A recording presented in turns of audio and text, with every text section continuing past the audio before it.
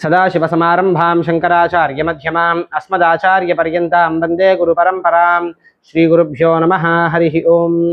జగద్గురు శ్రీ శంకరాచార్యుల వారు అనుగ్రహించినటువంటి శివానంద లహరిలో గల 36వ శ్లోకానికి తాత్పర్యం తెలుసుకునేటటువంటి ప్రయత్నం చేద్దాం.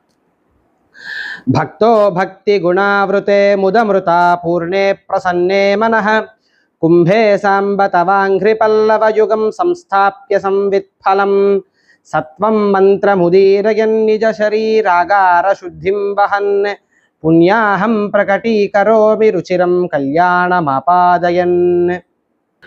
ఓ సాంబశివ, నా గృహమును శుభ్రపరుచుకుని నా మనస్సును పవిత్రీకరణ చేసుకుని భక్తి అను దారములతో చుట్టి సంతోషమును నీటితో నింపి నా మనస్సు అనేటటువంటి కలశమును నీ చరణ పల్లవముల చేత అలంకరించి జ్ఞానమును కొబ్బరి బోండమును పైన చేర్చి పైన కూర్చోపెట్టి కలశస్థాపన చేసి మంత్రపూర్వకముగా పుణ్యాహవాచనము నా భక్తితో ఆచరించదను పరమేశ్వర.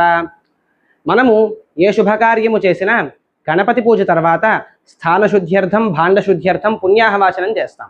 పుణ్యాహవాచనం తర్వాత ఆ కలశములో ఉండేటటువంటి జలాన్ని ఇంటి చుట్టూ ప్రోక్షణ చేసి ఇంట్లో ఉన్న వాళ్ళందరికీ ప్రోక్షణ చేసి అశౌచత్వాన్ని తీసి నిర్మలత్వాన్ని నింపుతాం.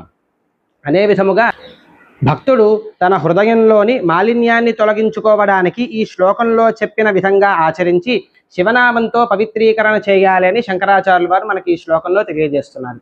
స్వస్తి ప్రజాభ్యః.